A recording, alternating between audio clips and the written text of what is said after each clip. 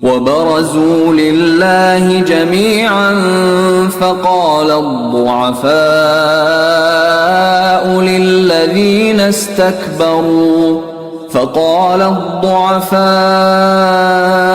للذين استكبروا إنا كنا لكم تبعا فهل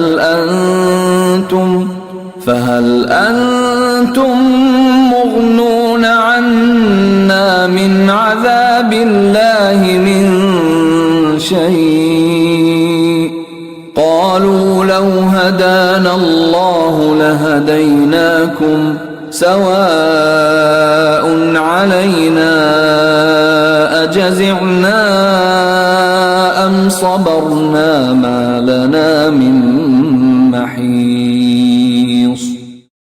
മനുഷ്യരാസകലം അല്ലാഹുവിന്റെ മുന്നിൽ മറയില്ലാതെ വെളിപ്പെടുന്നു. അന്നേരം ഈ ലോകത്ത് ദുർബലരായിരുന്നവർ വമ്പന്മാരായി ചമഞ്ഞവരോട് പറയും, ഇഹലോകത്ത് ഞങ്ങൾ നിങ്ങളുടെ അനുയായികളായിരുന്നുവല്ലോ. ഇപ്പോൾ അല്ലാഹുവിന്റെ ശിക്ഷയിൽ നിന്ന് ഞങ്ങളെ രക്ഷിക്കാൻ വല്ലതും ചെയ്യാൻ നിങ്ങൾക്കാകുമോ? അവർ പ്രതിവചിക്കും, അല്ലാഹു വല്ല രക്ഷാമാർഗവും കാണിച്ചിരുന്നുവെങ്കിൽ തീർച്ചയായും ഞങ്ങളത് നിങ്ങൾക്ക് കാണിച്ചു തരുമായിരുന്നു. ഇപ്പോഴാകട്ടെ നാം വെപ്രാളം കൊണ്ട് വിലപിച്ചാലും ക്ഷമിച്ചാലും തുല്യമാകുന്നു. ഏതു നിലയ്ക്കും നമുക്ക് രക്ഷപ്പെടാൻ ഒരു മാർഗവുമില്ല. ബുറൂസ് എന്ന പദത്തിന് പുറത്തുവരിക, മുമ്പിൽ വരിക എന്ന അർത്ഥം മാത്രമല്ല ഉള്ളത്, മറിച്ച് പ്രത്യക്ഷമാവുക, തുറക്കപ്പെടുക എന്ന ആശയം കൂടി ഇതിലടങ്ങിയിരിക്കുന്നു. അതുകൊണ്ടാണിവിടെ മറയില്ലാതെ വെളിപ്പെടുന്നു എന്ന് പരിഭാഷ കൊടുത്തിരിക്കുന്നത്. യാഥാർത്ഥ്യം പരിഗണിക്കുമ്പോൾ അടിമ ഏതവസരത്തിലും തന്റെ നാഥന്റെ മുമ്പിൽ മറയില്ലാതെ തന്നെയാണുള്ളത്.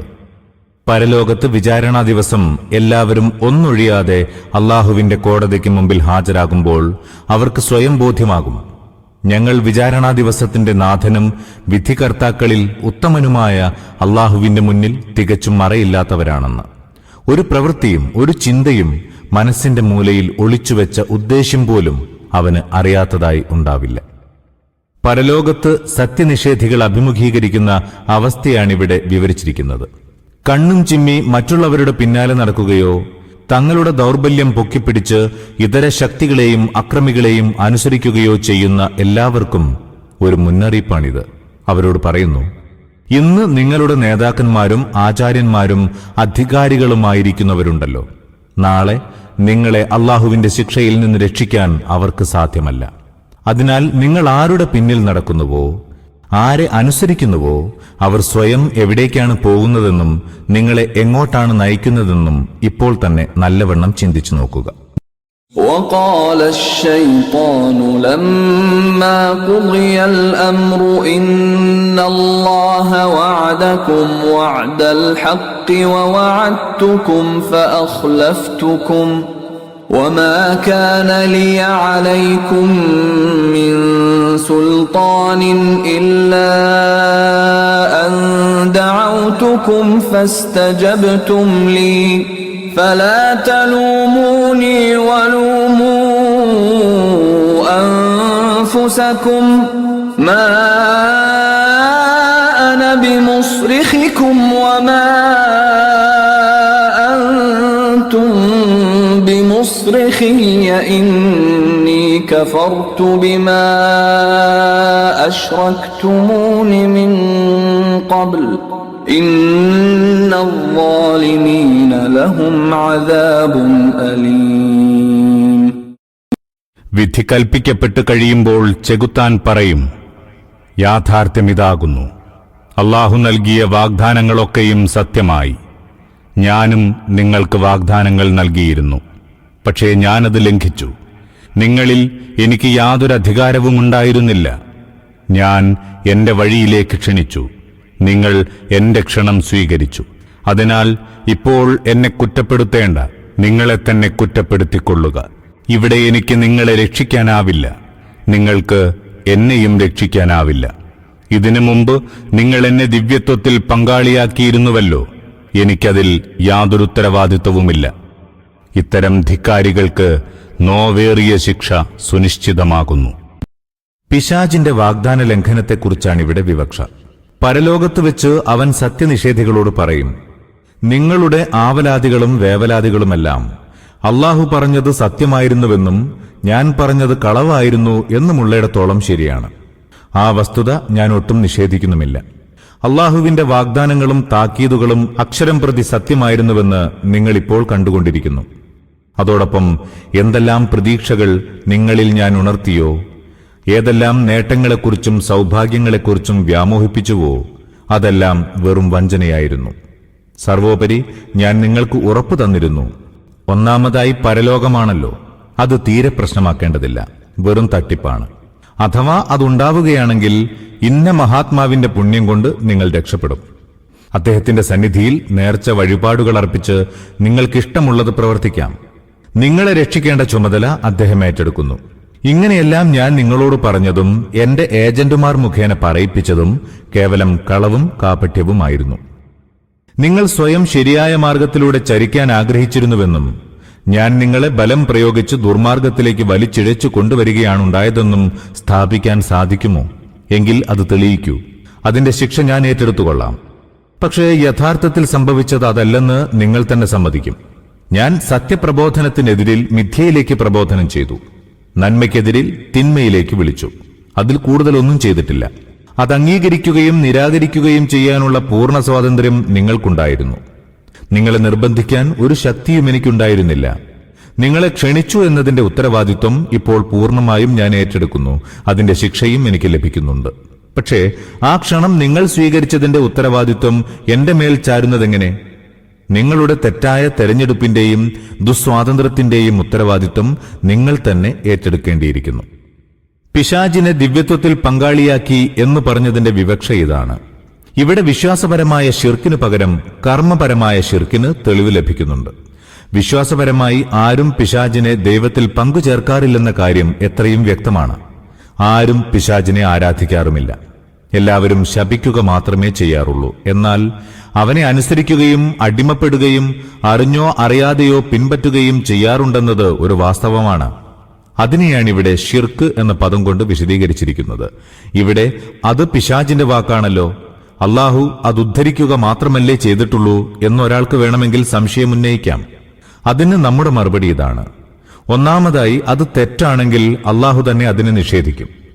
രണ്ടാമതായി ഖുർആനിൽ ഈ ഒരു സ്ഥലത്ത് മാത്രമൊന്നുമല്ല കർമ്മപരമായ ഷിർക്കിനെ സ്ഥിരപ്പെടുത്തുന്നത്. കഴിഞ്ഞ അധ്യായങ്ങളിലെല്ലാം അതിന് തെളിവുകൾ വന്നിട്ടുണ്ട്, ഇനിയും വരുന്നുമുണ്ട്. ഉദാഹരണമായി സൂറത്ത് തൗബയിലെ 31-ാം സൂക്തത്തിൽ ജൂതന്മാരും ക്രിസ്ത്യാനികളും തങ്ങളുടെ പണ്ഡിത പുരോഹിതന്മാരെ അള്ളാഹുവിനെ കൂടാതെയുള്ള റബ്ബുകളായി വരിച്ചുവെന്ന ആരോപണം വന്നിരിക്കുന്നു. ജാഹിലിയ സമ്പ്രദായങ്ങൾ ഉണ്ടാക്കുന്നവരെക്കുറിച്ച് സൂറ അൽ അൻആം 137-ാം സൂക്തത്തിൽ അള്ളാഹു പറഞ്ഞു, അവരെ പിൻപറ്റുന്നവർ അള്ളാഹുവിൽ പങ്കുചേർക്കുകയാണ് ചെയ്യുന്നത്. ദേഹേച്ഛയ്ക്ക് അടിമപ്പെടുന്നവരെക്കുറിച്ച് അവർ സ്വേച്ഛയെ ഇലാഹാക്കുകയാണെന്ന പ്രസ്താവം സൂറ അൽ ഫുർഖാൻ 43-ാം സൂക്തത്തിൽ കാണാം. സൂറ യാസീൻ 60-ാം സൂക്തത്തിൽ ധിക്കാരികളായ മനുഷ്യരെക്കുറിച്ച് അവർ പിശാചിന് ഇബാദത്ത് ചെയ്യുകയാണെന്ന വാദം ഉന്നയിച്ചിരിക്കുന്നു. മനുഷ്യനിർമ്മിതമായ നിയമങ്ങൾ അനുസരിച്ച് നടക്കുന്നവരെക്കുറിച്ച് അള്ളാഹു അല്ലാതെ ആരാണോ നിങ്ങൾക്ക് വേണ്ടി നിയമം നിർമ്മിച്ചത് അവരെ നിങ്ങൾ അള്ളാഹുവിന്റെ പങ്കാളികളാക്കിയിരിക്കുകയാണെന്ന ആക്ഷേപം സൂറ അശ്ശൂറ 21-ാം സൂക്തത്തിൽ കാണാം. ഇതെല്ലാം മുകളിൽ പറഞ്ഞ കർമ്മപരമായ ഷിർക്കിന്റെ തന്നെ ഉദാഹരണങ്ങളല്ലേ? ഒരാൾ അള്ളാഹു അല്ലാത്തവരെ ദിവ്യത്വത്തിൽ പങ്കാളികളാക്കി സങ്കൽപ്പിക്കുക എന്ന ഒരു രൂപം മാത്രമല്ല ഷിർക്കിനുള്ളത്. ദൈവത്തിന്റെ അനുമതി കൂടാതെയോ ദൈവിക നിയമങ്ങൾക്ക് വിരുദ്ധമായോ അള്ളാഹു അല്ലാത്തവരെ പിൻപറ്റുന്നതും അനുസരിക്കുന്നതും ഷിർക്ക് തന്നെയാണ്. ഇങ്ങനെ പിൻപറ്റുന്നവരും അനുസരിക്കുന്നവരും തങ്ങൾ പിൻപറ്റുകയും അനുസരിക്കുകയും ചെയ്യുന്നവരെ ശപിച്ചുകൊണ്ടാണെങ്കിലും ഫലത്തിൽ ആ മാർഗമാണ് സ്വീകരിക്കുന്നതെന്ന് കരുതുക. എങ്കിൽ ഖുർആന്റെ വെളിച്ചത്തിൽ അവരെ അള്ളാഹുവിൽ പങ്കാളികളാക്കുക തന്നെയാണ് ചെയ്യുന്നതെന്ന് ഇതിൽ നിന്ന് വ്യക്തമായി ഗ്രഹിക്കാവുന്നതാണ്. പക്ഷേ നിയമപരമായി അവരുടെ വിധി വിശ്വാസപരമായി ശിർക്ക് ചെയ്യുന്നവരുടേത് തന്നെയായിരിക്കുകയില്ല. وَأُدْخِلَ الَّذِينَ آمَنُوا وَعَمِلُوا الصَّالِحَاتِ جَنَّاتٍ تَجْرِي مِن تَحْتِهَا الْأَنْهَارُ خَالِدِينَ فِيهَا بِإِذْنِ رَبِّهِمْ خالدين فيها بإذن ربهم تحيتهم فيها سلام. നേരെ മറിച്ച് ഈ ലോകത്ത് സത്യവിശ്വാസം കൈക്കൊള്ളുകയും സൽക്കർമ്മങ്ങൾ ആചരിക്കുകയും ചെയ്തവരോ അവർ കീഴ്വശങ്ങളിലൂടെ ആറുകൾ ഒഴുകുന്ന ആരാമങ്ങളിൽ പ്രവേശിപ്പിക്കപ്പെടുന്നതാകുന്നു. അവിടെ റബ്ബിന്റെ അനുമതിയോടെ അവർ ശാശ്വതമായി വസിക്കും. അവർ സ്വാഗതം ചെയ്യപ്പെടുന്നത് സമാധാനാശംസകളോടെയായിരിക്കും. സമാധാനാശംസകളോടെ സത്യവിശ്വാസികൾ സ്വാഗതം ചെയ്യപ്പെടുന്നതിനെക്കുറിച്ചാണ് ഇവിടെ പറയുന്നത്. തഹിയ്യത്ത് ഭാഷാർത്ഥത്തിൽ ദീർഘായുസ്സിനുള്ള പ്രാർത്ഥനയാണ്. പക്ഷെ സാങ്കേതികമായി അറബി ഭാഷയിൽ ഈ പദം ആളുകൾ പരസ്പരം കണ്ടുമുട്ടുമ്പോൾ സ്വാഗതം ചെയ്യുന്നതിനോ അഭിവാദ്യം ചെയ്യുന്നതിനോ ഉപയോഗിക്കുന്നതാണ്. തഹിയ്യത്തുഹും എന്നതിന് അവർ പരസ്പരം അഭിവാദ്യം ചെയ്യുന്ന രീതി എന്നും പരിഭാഷ കൊടുക്കാം. അവരെ സ്വാഗതം ചെയ്യുന്ന രൂപം എന്നുമാവാം. കാരണം സലാം എന്ന വാക്ക് ഒരു പ്രാർത്ഥനാവചനമായും കേവലം ആശംസാവചനമായും ഉപയോഗിക്കാറുണ്ട്. നാം സന്ദർഭമനുസരിച്ച് ഒരു പരിഭാഷ തിരഞ്ഞെടുത്തുവെന്ന് മാത്രം. ألم تر كيف ضرب الله مثلا كلمة طيبة كشجرة طيبة أصلها ثابت وفرعها في السماء. അല്ലാഹു പരിശുദ്ധ വചനത്തെ എങ്ങനെ ഉദാഹരിച്ചിരിക്കുന്നുവെന്ന് താങ്കൾ കണ്ടിട്ടില്ലേ? അത് ഒരു വിശിഷ്ട വൃക്ഷം പോലെയാകുന്നു. അതിന്റെ വേരുകൾ മണ്ണിൽ ആഴത്തിൽ ആണ്ടിറങ്ങിയിരിക്കുന്നു. ശാഖകളോ അമ്പരച്ചുംബികളും. കലിമത്തൻ ത്വയ്യിബത്തൻ എന്നതിന്റെ ഭാഷാർത്ഥം പരിശുദ്ധ വചനമെന്നാണ്. സത്യത്തിലും യാഥാർത്ഥ്യത്തിലും അധിഷ്ഠിതമായ പരിശുദ്ധ ആദർശവും സത്യവചനവുമാണ് അതിന്റെ ഉദ്ദേശ്യം. ഈ ആദർശവും വചനവും ഖുർആന്റെ ദൃഷ്ടിയിൽ തൗഹീദിനെ സ്ഥിരപ്പെടുത്തുന്നതും പ്രവാചകന്മാരെയും വേദഗ്രന്ഥങ്ങളെയും അംഗീകരിക്കുന്നതും പരലോകത്തെ സമ്മതിക്കുന്നതുമായിരിക്കാനേ തരമുള്ളൂ. കാരണം ഈ കാര്യങ്ങളാണ് ഖുർആൻ അടിസ്ഥാന വിശ്വാസ കാര്യങ്ങളായി അവതരിപ്പിക്കുന്നത്. ഇവിടെ അള്ളാഹു പരിശുദ്ധ വചനത്തെ ഒരു വൃക്ഷത്തോട് ഉപമിക്കുകയാണ്. അതിന്റെ വേരുകൾ മണ്ണിൽ ആഴ്ന്നിറങ്ങിയതും ശാഖകൾ ആകാശത്തോളം ഉയർന്നു നിൽക്കുന്നതുമാണ്. മറ്റു വാക്കുകളിൽ ഭൂമി മുതൽ ആകാശം വരെ എന്ന് താൽപര്യം. എന്തുകൊണ്ടെന്നാൽ ഒരു സത്യവിശ്വാസി ഉത്തമ വചനത്തിൽ സമ്മതിക്കുന്ന അതേ യാഥാർത്ഥ്യത്തിൽ അധിഷ്ഠിതമാണ് മുഴുവൻ പ്രാപഞ്ചിക നിയമവും. അതിനാൽ ഒരു മൂലയിലും പ്രാപഞ്ചിക നിയമം അതുമായി കൂട്ടിമുട്ടുന്നില്ല. ഒരു വസ്തുവിന്റെയും പ്രകൃതിയോ യാഥാർത്ഥ്യമോ അതിനെ നിരാകരിക്കുന്നില്ല. ഒരു യാഥാർത്ഥ്യമോ സത്യമോ അതുമായി ഇടയുന്നില്ല. അതിനാൽ ഭൂമിയും അതിന്റെ മുഴുവൻ വ്യവസ്ഥയും അതിനെ സഹായിക്കുന്നു. ആകാശവും അതിലെ ഗോളങ്ങളും അതിനെ സ്വാഗതം ചെയ്യുന്നു. تؤتي أكلها كل حين بإذن ربها ويضرب الله الأمثال للناس لعلهم يتذكرون. എല്ലാ കാലത്തും ഉടമയുടെ ഹിതാനുസാരം അത് ഫലങ്ങൾ നൽകിക്കൊണ്ടിരിക്കുന്നു. അല്ലാഹു ഈ ഉദാഹരണങ്ങൾ നൽകുന്നത് മനുഷ്യർ അതിൽ നിന്ന് പാഠം ഉൾക്കൊള്ളേണ്ടതിനാകുന്നു. ആ വൃക്ഷം ഫലങ്ങൾ നൽകിക്കൊണ്ടിരിക്കുന്നു എന്ന് പറഞ്ഞതിന്റെ താൽപര്യം ഇതാണ്. വചനം അങ്ങേയറ്റം ഉപകാരപ്രദവും ഫലപ്രദവുമാണ്. ഒരു വ്യക്തിയോ ഒരു ജനതയോ അതിന്റെ അടിസ്ഥാനത്തിൽ തങ്ങളുടെ ജീവിത വ്യവസ്ഥ കെട്ടിപ്പടുക്കുകയാണെങ്കിൽ ഓരോ നിമിഷവും അതിന്റെ സത്ഫലം ലഭിച്ചുകൊണ്ടിരിക്കും. അത് ചിന്തയിൽ സ്ഫുടതയും സ്വഭാവത്തിൽ മിതത്വവും ധാർമ്മിക പരിശുദ്ധിയും പ്രദാനം ചെയ്യുന്നു. ആത്മാവിൽ ശാന്തിയും ശരീരത്തിൽ വൃത്തിയും പെരുമാറ്റത്തിൽ ആകർഷകത്വവും ഉണ്ടാക്കുന്നു. ഇടപാടുകളിൽ വിശ്വസ്തതയും സംസാരത്തിൽ സത്യസന്ധതയും തീരുമാനങ്ങളിൽ സ്ഥൈര്യവും സൃഷ്ടിക്കുന്നു. നാഗരികതയിൽ സന്തുലിതത്വവും ജീവിതകാര്യങ്ങളിൽ നീതിയും സമത്വവും ഉറപ്പുവരുത്തുന്നു. രാഷ്ട്രീയത്തിൽ മൂല്യബോധവും യുദ്ധത്തിൽ മാന്യതയും ഉണ്ടാക്കിത്തീർക്കുന്നു. അതൊരു രത്നമാണ്. അതിന്റെ സ്വാധീനം ശരിയാംവണ്ണം ഉൾക്കൊള്ളുകയാണെങ്കിൽ വെട്ടിത്തിളങ്ങും. ومثل كلمة خبيثة كشجرة خبيثة اجتثت من فوق الأرض ما لها من قرار. നീചവചനത്തിന്റെ ഉദാഹരണം ഭൂമിയുടെ ഉപരിതലത്തിൽ നിന്ന് പിഴുതെറിയപ്പെടുന്ന ക്ഷുദ്രവൃക്ഷത്തിന്റേതാകുന്നു. അതിന് ഒട്ടും അടിയുറപ്പില്ല. തുടർന്ന് അള്ളാഹു മ്ലേച്ഛ വചനത്തെ ഉദാഹരിക്കുകയാണ്. പരിശുദ്ധ വചനത്തിന്റെ വിപരീതമാണിത്. മനുഷ്യൻ തന്റെ ജീവിത വ്യവസ്ഥയുടെ അടിസ്ഥാനമായി അംഗീകരിച്ച എല്ലാ തെറ്റായ ആദർശങ്ങളുമാണ് ഉദ്ദേശ്യം. പ്രകൃതിവാദം, നിരീശ്വരത്വം, നിർമ്മതത്വം, ബഹുദൈവത്വം, വിഗ്രഹാരാധന എന്നിവയ്ക്ക് പുറമെ പ്രവാചകന്മാർ കൊണ്ടുവന്നതല്ലാത്ത എല്ലാ വിഭാവനകളും അതിൽ ഉൾപ്പെടുന്നു. മറ്റു വാക്കുകളിൽ അതിന്റെ താൽപര്യം ഇങ്ങനെയാണ്: തെറ്റായ ആദർശം യാഥാർത്ഥ്യത്തിന് വിരുദ്ധമാണ്. അതിനാൽ പ്രകൃതിയുടെ നിയമം ഒരിടത്തും അതുമായി യോജിക്കുന്നില്ല. പ്രപഞ്ചത്തിലെ ഓരോ അണുവും അതിനെ നിഷേധിക്കുകയാണ്. ആകാശഭൂമികളിലെ ഓരോ വസ്തുവും അതിനെ നിരാകരിക്കുകയാണ്. ഭൂമിയിൽ അതിന്റെ വിത്ത് വിതയ്ക്കാൻ എപ്പോൾ ശ്രമിച്ചാലും പ്രകൃതി അതിനെ പിഴുതെറിയാൻ ഒരുങ്ങി നിൽക്കുന്നുണ്ടാകും. ആകാശത്തേക്ക് അതിന്റെ ചില്ലകൾ ഉയരാൻ തുടങ്ങുമ്പോഴേക്കും താഴ്ഭാഗത്ത് അതിന്റെ വേരുകൾ നശിച്ചുകൊണ്ടിരിക്കുന്നു. മനുഷ്യരെ പരീക്ഷിക്കുന്നതിനു വേണ്ടി ഇഷ്ടമുള്ളത് തിരഞ്ഞെടുക്കാനുള്ള സ്വാതന്ത്ര്യവും പ്രവർത്തിക്കാനുള്ള അവസരവും നൽകപ്പെട്ടിരുന്നില്ലെങ്കിൽ ഈ ക്ഷുദ്രവൃക്ഷം എവിടെയും മുളയ്ക്കുക തന്നെ ചെയ്യുമായിരുന്നില്ല.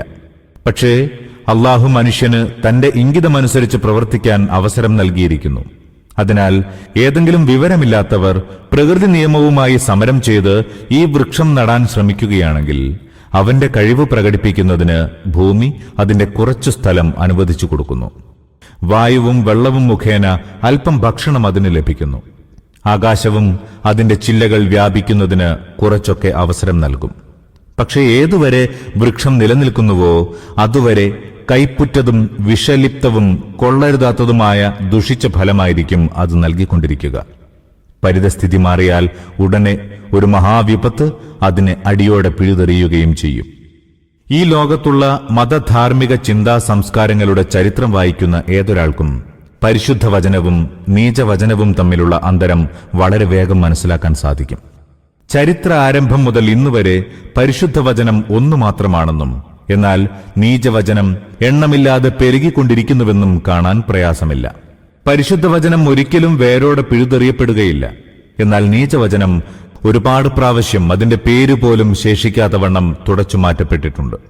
അവയിൽ പലതിന്റെയും പേരോ കുറിയോ ചരിത്രത്തിന്റെ താളുകളിൽ മാത്രമേ കാണപ്പെടുന്നുള്ളൂ. ഒരു കാലത്ത് വലിയ ശക്തിയും കോലാഹലവും ഉയർത്തിയ വചനങ്ങൾ അനുസ്മരിക്കപ്പെടുമ്പോൾ മനുഷ്യൻ ഇത്ര വലിയ വിഡ്ഢിത്തങ്ങൾ പറഞ്ഞിരുന്നുവോ എന്ന് ജനം ആശ്ചര്യപ്പെട്ടു പോകുന്നു. പരിശുദ്ധ വചനം എപ്പോഴൊക്കെ ഏതെങ്കിലും വ്യക്തിയോ സമൂഹമോ ശരിയായ അർത്ഥത്തിൽ ഉൾക്കൊണ്ടിട്ടുണ്ടോ അതിന്റെ പരിമളം ആ ചുറ്റുപാടിനെ മുഴുവൻ സുഗന്ധമയമാക്കിയിട്ടുണ്ട്. അതിന്റെ അനുഗ്രഹങ്ങൾ ആ വ്യക്തിയോ ജനതയോ മാത്രമല്ല അനുഭവിച്ചിട്ടുള്ളത്, മറിച്ച് അവരുടെ മുമ്പിലുള്ള മുഴുവൻ ലോകവും അതുകൊണ്ട് ധന്യമായിട്ടുണ്ട്.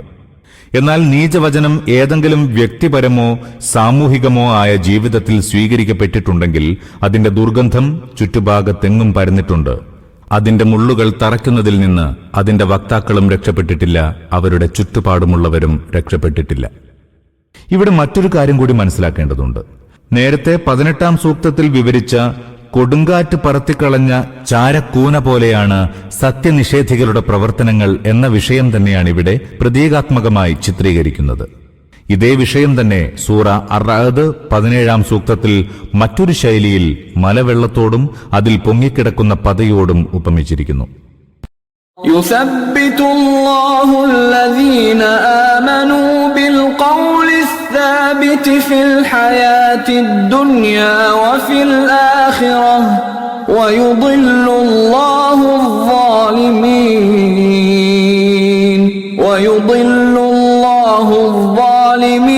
ويفعل الله ما يشاء. സത്യവിശ്വാസം കൈക്കൊള്ളുന്നവർക്ക് അള്ളാഹു ഇഹത്തിലും പരത്തിലും സുസ്ഥിര വചനത്തിൽ അധിഷ്ഠിതമായ സ്ഥൈര്യം പ്രദാനം ചെയ്യുന്നു. അക്രമികളെ അവൻ വഴിതെറ്റിക്കുകയും ചെയ്യുന്നു. ഇച്ഛിക്കുന്നത് ചെയ്യാൻ അള്ളാഹുവിന് അധികാരമുണ്ട്. ഈ വചനം മുഖേന സത്യവിശ്വാസിക്ക് ശക്തമായ ഒരു വീക്ഷണവും ഭദ്രമായ ഒരു ചിന്താരീതിയും സമഗ്രമായ ഒരു സിദ്ധാന്തവും ലഭിക്കുന്നു. എല്ലാ കുരുക്കുകളും അഴിക്കാനും എല്ലാ ബന്ധനങ്ങളും തുറക്കാനും സാധ്യമാവുന്ന ഒരു മാസ്റ്റർ കീയുടെ നിലപാടാണ് ഇതിനുള്ളത്. അത് മുഖേന കാലവിപത്തുകൾ ഇളക്കം തട്ടിക്കാത്ത വിധം ചര്യ വ്യവസ്ഥാപിതവും സ്വഭാവം സുശക്തവുമായിത്തീരുന്നു. അത് ഒരു ഭാഗത്ത് മനസമാധാനവും പക്വബുദ്ധിയും പ്രദാനം ചെയ്യുന്നു, മറുഭാഗത്ത് കർമ്മമാർഗത്തിൽ നിന്നുള്ള വ്യതിചലനം, ആപത്തിലകപ്പെടൽ എന്നിവയിൽ നിന്ന് രക്ഷപ്പെടാൻ സഹായിക്കുന്നു. ഒരടിസ്ഥാനവും ജീവിതത്തിന് നൽകുന്നു. പിന്നീട് മരണത്തിന്റെ അതിർത്തി കടന്ന് പരലോകത്തിൽ കാലെടുത്ത് വെക്കുകയാണെങ്കിൽ അവിടെ പരിഭ്രമമോ ദുഃഖമോ വിഭ്രാന്തിയോ നേരിടേണ്ടി വരികയില്ല. കാരണം അവിടെയെല്ലാം അവന്റെ പ്രതീക്ഷകൾക്ക് തികച്ചും അനുരൂപമായിരിക്കും. മുമ്പേ തന്നെ അതിലെ ചിട്ടകളും ചട്ടങ്ങളും പരിചയമുള്ളവനെ പോലെയാണ് അവൻ അതിൽ പ്രവേശിക്കുക. നേരത്തെ അറിഞ്ഞിട്ടില്ലാത്തതോ തയ്യാറെടുത്ത് കഴിഞ്ഞിട്ടില്ലാത്തതോ ആയ ഒരു ഘട്ടത്തെയും അവന് അഭിമുഖീകരിക്കേണ്ടി വരികയില്ല. അതിനാൽ അവിടെ ഓരോ മേഖലകളും ഉറച്ച കാൽവെപ്പുകളോടെ കടന്നു പോകുന്നു. മരണത്തോടുകൂടി തന്റെ പ്രതീക്ഷകൾക്ക് തികച്ചും വിരുദ്ധമായ ഒരു ചിത്രം പൊടുന്നനെ കാണേണ്ടി വരുന്ന സത്യനിഷേധിയുടെ അവസ്ഥയ്ക്ക് നേരെ വിപരീതമാണിത്. അക്രമികളെ അള്ളാഹു വഴിതെറ്റിക്കും എന്ന് പറഞ്ഞതിന്റെ വിവക്ഷ ഇതാണ്. ഏതെങ്കിലും അക്രമി പരിശുദ്ധ വചനത്തെ കളവാക്കി നീചവചനത്തെ പിൻപറ്റുകയാണെങ്കിൽ അള്ളാഹു അവന്റെ മനസ്സിനെ പരിഭ്രാന്തമാക്കുകയും പ്രവർത്തനങ്ങളെ നിരർത്ഥകമാക്കുകയും ചെയ്യുന്നു. ഒരു രംഗത്തും ശരിയായ രീതിയിൽ ചിന്തിക്കുകയോ പ്രവർത്തിക്കുകയോ ചെയ്യാൻ അവന് കഴിയുകയില്ല. അവന്റെ ഒരസ്ത്രവും ലക്ഷ്യത്തിൽ കൊള്ളുകയില്ല. ألم تر إلى الذين بدلوا نعمة الله كفرا وأحلوا قومهم دار البوار. അള്ളാഹുവിൽ നിന്ന് ലഭിച്ച അനുഗ്രഹത്തിന് പകരമായി നന്ദികേട് കാട്ടിയ ജനത്തെ താങ്കൾ കണ്ടില്ലയോ? അങ്ങനെ സ്വജനത്തെ കൂടി അവർ നാശഗർത്തത്തിൽ തള്ളിവിട്ടു. جهنم يصلونها وبئس القرار. അതായത് നരകത്തിൽ, അതിലവർ വെന്തെരിയും. അത് അത്യന്തം ദുഷിച്ച വാസസ്ഥലമാകുന്നു. وجعلوا لله أندادا ليضلوا عن سبيله قل تمتعوا فإن مصيركم إلى النار. അവർ അള്ളാഹുവിന് സമന്മാരെ നിശ്ചയിക്കുകയും ചെയ്തു, ജനത്തെ അള്ളാഹുവിന്റെ മാർഗത്തിൽ നിന്ന് വ്യതിചലിപ്പിക്കാൻ. അവരോട് പറയുക, ശരി, നിങ്ങൾ സുഖിച്ചുകൊള്ളുവിൻ. തീർച്ചയായും അവസാനം നിങ്ങൾക്ക് ചെന്നെത്താനുള്ളത് നരകത്തിലേക്ക് തന്നെയാകുന്നു.